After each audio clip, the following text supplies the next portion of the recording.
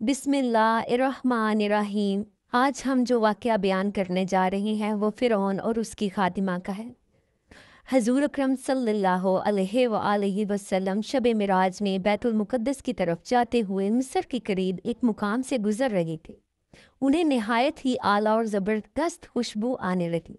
आप सल्लल्लाहु अलैहि वसल्लम ने हज़रत जिब्राईल अलैहिस्सलाम से पूछा कि ये खुशबू कैसी है? जवाब मिला, फ़िरौन की बेटी की बांदी मुशाता और उसकी औलाद की कब्र से आ रही है। फिर हज़रत जिब्राईल अलैहिस्सलाम ने उसका किस्सा बयान किया।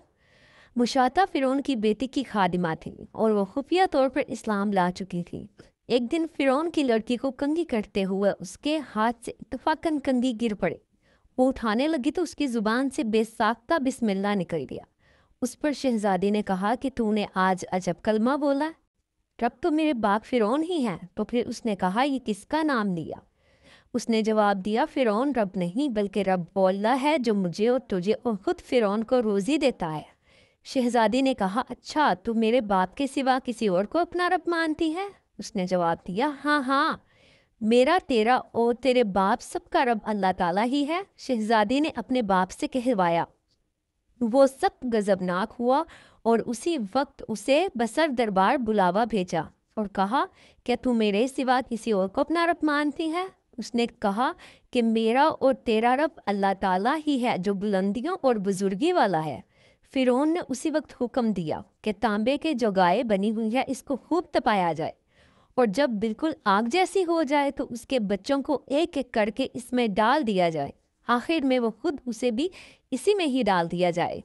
चुनाचा वो गर्म की गई।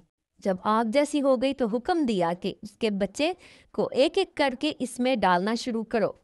उसने कहा, बादशाह एक दरख्वास्त मेरी मंजूर करो, ये कि मेरी और मेरे इन बच्चों की हड्डियां एक ही जगह डाल देना। उसने कहा, अच्छा तेरे कुछ हकूक हमारे ज़िम्मा है इसीलिए ये मंजूर है।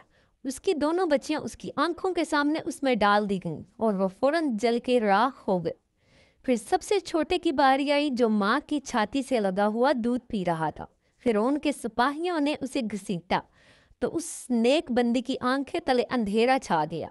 अल्लाह ताला ने उसके बच्चे को उसी वक्त जुबान दे दी और उससे बाआवाज़ बुलंद कहा, अम्मा जान अफसोस न कर, अम्मा जान ज़रा भी पसो पेश ना करो, हक पर जान देना सबसे बड़ी नेकी है।